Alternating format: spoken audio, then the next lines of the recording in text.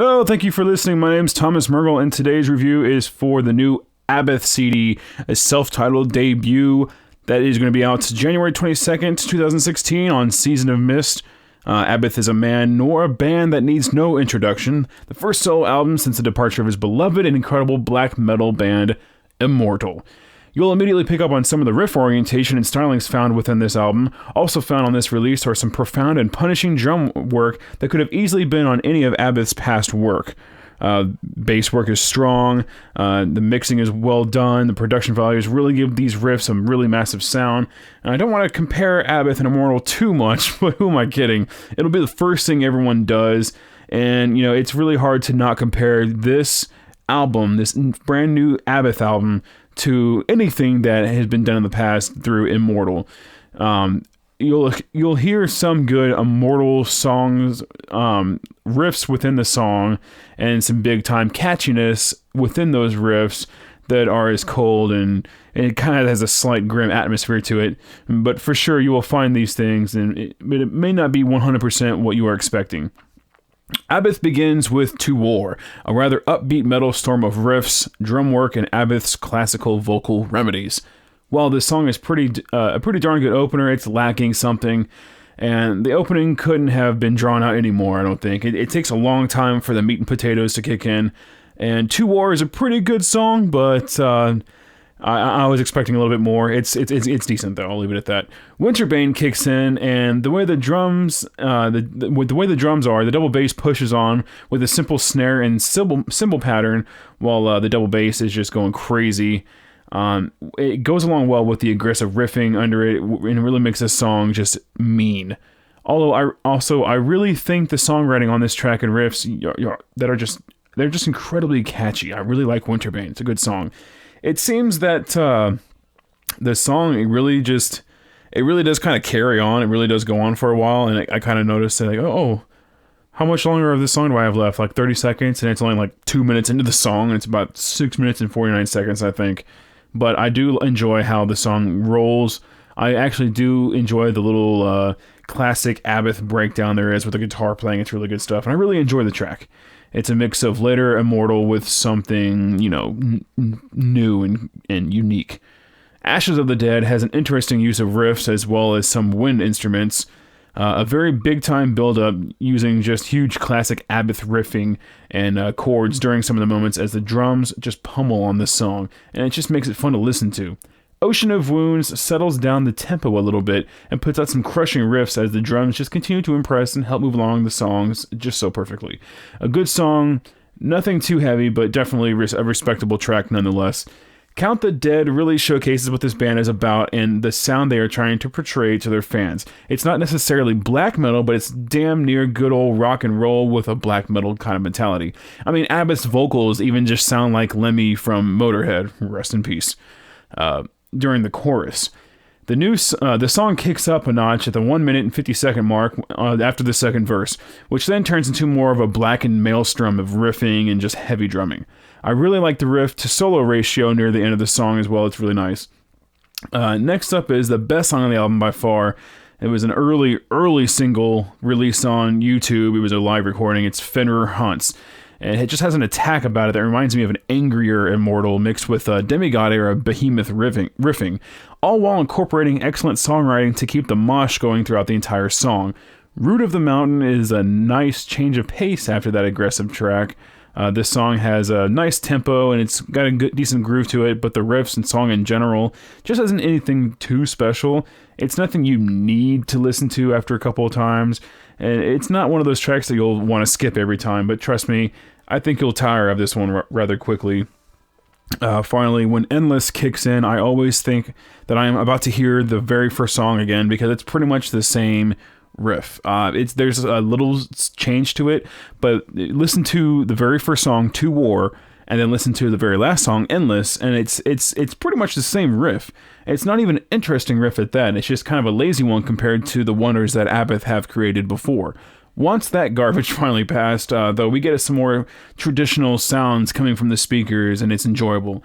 Well, until the very first riff comes back, and then at this point, I'm just kind of disappointed in the finale of the album. The traditional part does end the song, but Endless is kind of just an okay song at best, especially for a finale that I was expecting something. I just had great expectations for this album, and I'll just finish the review this way. Okay, Abbath sounds great. With a few hiccups in the vocal performance and a couple of lazy riffs here and there, this is a solid album. Songwriting is decent, the songs are fun to listen to, and I'm getting Immortal in a sense, but it's not exactly Immortal.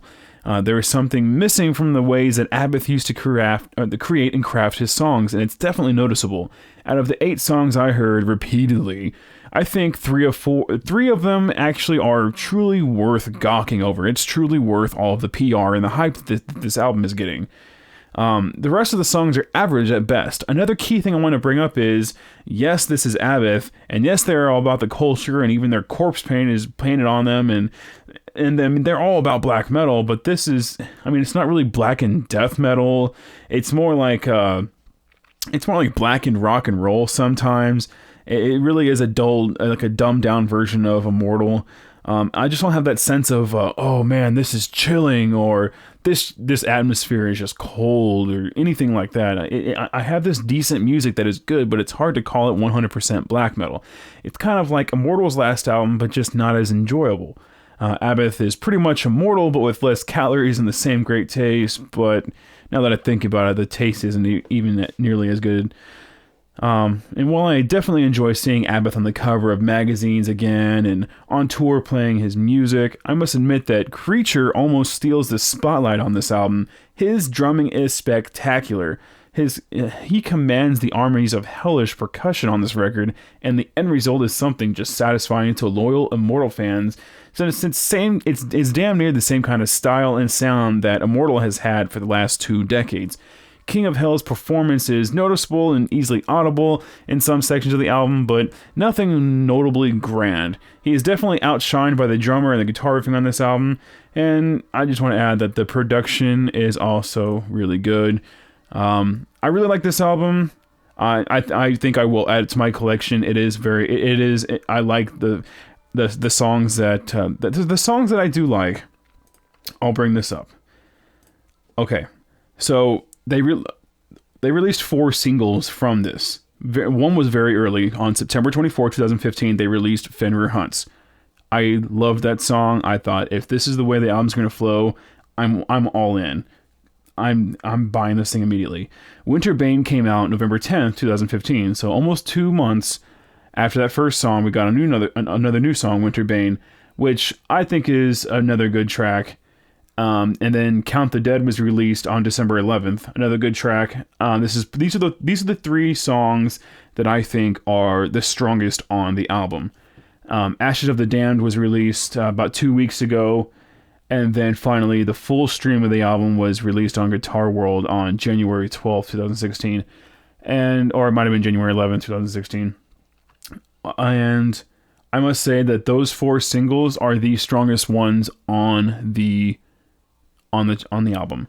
Now, I didn't review Riding on the Wind or Nebula Raven's Winter. Those are bonus tracks. I never review bonus tracks. So if you get those, I do remember hearing Nebula Raven's Winter, and that one is a really solid album. I don't know why they wouldn't put that as a regular. I think 8 songs are kind of just cheap. The songs aren't even that long. So they should have just put the 10 songs on the album and just called it 10 songs instead of 8 songs. And here's 2 other songs if you buy a specific version. I don't know if it's a specific Hot Topic version or something from Japan that you got to import now. But yeah, there's only, I'd say 50% of this album is just quality. 50% of this album is just, it's listenable. But overall, I had my expectations probably way too high. I'm expecting another At the Heart of Winter, and I've had plenty of people say that to me. And I don't blame them. I mean, it's Abbath. It's the frontman for Immortal and has been for decades, and everyone had expectations that are high. People that are truly into Immortal and black metal are kind of let down, and people that are just into good music really like this. I'm 50-50 on it, but I'm gonna rate this a 7.5 out of 10. Still a good rating. I suggest listening to it. It's streaming for free right now, so you have a chance. It's good stuff. And then I don't know. I think it's a good album. It's a decent debut album. The bar isn't raised too high. The sophomore album will be better, I'm sure. And you know what? Immortal, the actual band itself, is still together, and they're going to be putting out a new album within the next couple of years at least. So, I mean, we have this really good, I wouldn't say really good. I'd say it's a good, really decent Abbath album that will call to those Immortal needs and desires for something new. And then you have the actual band itself that's going to be releasing something soon. So it's like we're getting 1.5, 2 Immortal albums. It's interesting. It's good times. So thank you for listening, and let me know what your thoughts are. Did you like the stream on Guitar World? Have you heard it yet? I know some people like to hold out and buy the thing on CD first and then listen to it. So yeah, just let me know what your thoughts are. I'll link it down below. You can listen to it. It's about 40 minutes long. So listen to it and let me know what you think. Thank you for listening, and I'll see you in the next review. Bye-bye.